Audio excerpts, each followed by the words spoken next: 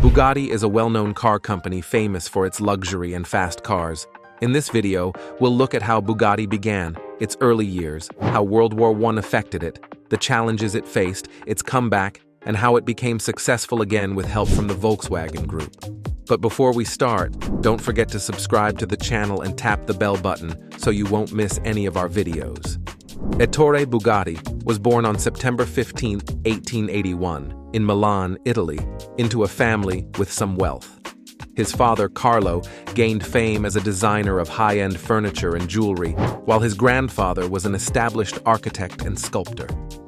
Creativity and skill ran strongly in their family, and it was also present in Ettore's younger brother, Rembrandt, who, even at a young age, showed remarkable talent in sculpture, perhaps even more than Ettore. Some experts think this might be why Ettore didn't become a sculptor like his family. Still, his family's artistic influence found a unique outlet through Ettore's path. Early on, it was clear that Ettore had a natural talent for engineering. Without any formal education, he quickly grasped complex concepts. When he was just 16, he effortlessly fixed a broken tricycle while his father watched. Carlo immediately saw his son's gift and encouraged him to take an apprenticeship at Brunetti and Stucci, a factory that manufactured bicycles and sewing machines. Ettore accepted and started working there at age 17. By the next year, he had built his motorized tricycle and entered it in a race from Paris to Bordeaux, using 2 De Dion engines for power. This experience at Brunetti and Stucci opened Ettore's eyes to the fascinating world of machines and speed, leading him to discover his true purpose. At 19, Ettore left Brunetti and Stucci to create his own car, obsessively detailing every part of the design. This meticulous approach quickly set him apart, and De Dietrich, a major company in France and Germany, hired him to build cars. His father had to co-sign his first contract since he was still a minor. Ettore moved to Germany, where he refined his skills, built cars, and entered races. In 1903, he created a car for the Paris-Madrid race that placed both the driver and engine low in the frame, an unconventional design for better stability and speed that would eventually shape race car standards. In 1906, Ettore left De Dietrich. After meeting his future wife Barbara in 1907, he joined Deutz, a German engine maker. While there, he started developing a new idea, a small, lightweight car that could outperform larger models.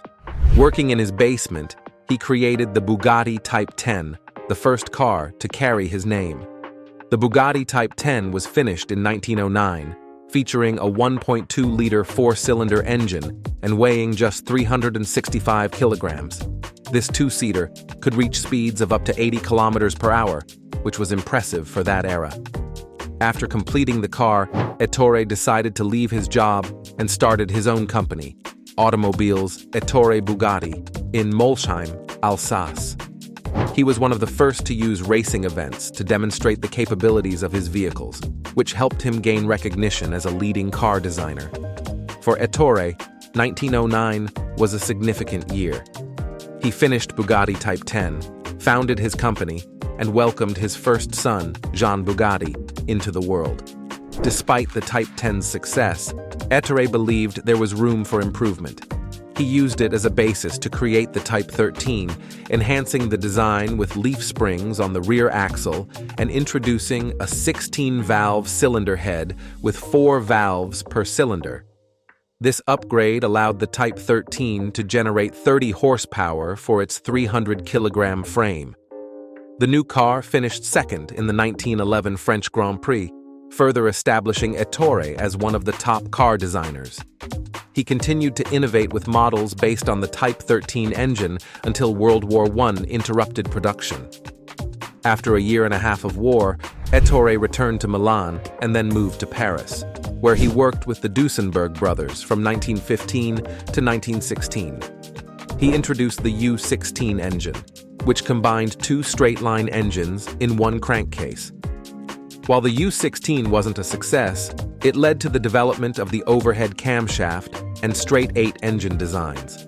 Once the war ended, Ettore went back to Molsheim, now part of France, and focused on building lightweight sports cars. He improved the Type 13 with a multi-valve engine, achieving significant victories, including at Le Mans in 1920. By 1925, his cars had won over 400 races, with 2,000 prototypes of the Type 13 Brescia produced, making it one of Bugatti's most successful models. In 1924, he unveiled the Bugatti Type 35 at the Grand Prix in Lyon, which became his most successful racing car, winning over 1,000 races.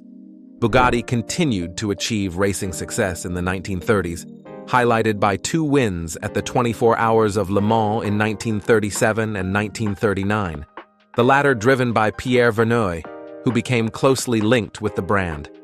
After trying out different race car designs, Ettore Bugatti and his son Jean entered the luxury car market. In 1926, they created the Type 41 Bugatti Royale, known for being the longest and most luxurious car of its time.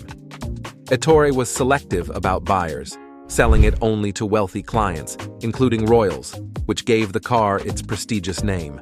However, the Great Depression hit in 1929, causing a significant drop in sales and pushing Bugatti close to bankruptcy.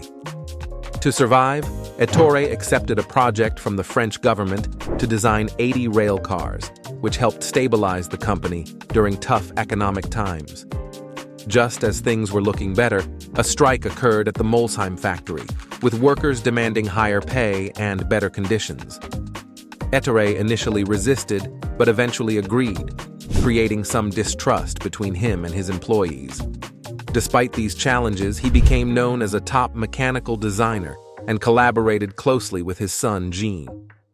Jean Bugatti was a brilliant engineer who took over the family business when his father, Ettore, stepped back. Under Jean's leadership, Bugatti introduced famous models like the Atlantic, Royale, and the Type 57, which won the 24 Hours of Le Mans in 1937 and 1939. Everything seemed to be going well until tragedy struck. In June 1939, after their recent Le Mans victory, Jean took the Type 57 for a test drive. While trying to avoid a cyclist, he crashed into a tree and died. Ettore was devastated, having lost not only his son, but also his brother Rembrandt years earlier. Just weeks later, the German army invaded Alsace and seized the Bugatti factory. Although Ettore had moved much of the machinery to Bordeaux to protect it, the Germans still demanded he produce vehicles for them, which he refused. Facing debt, Ettore had to sell the company for less than half its value.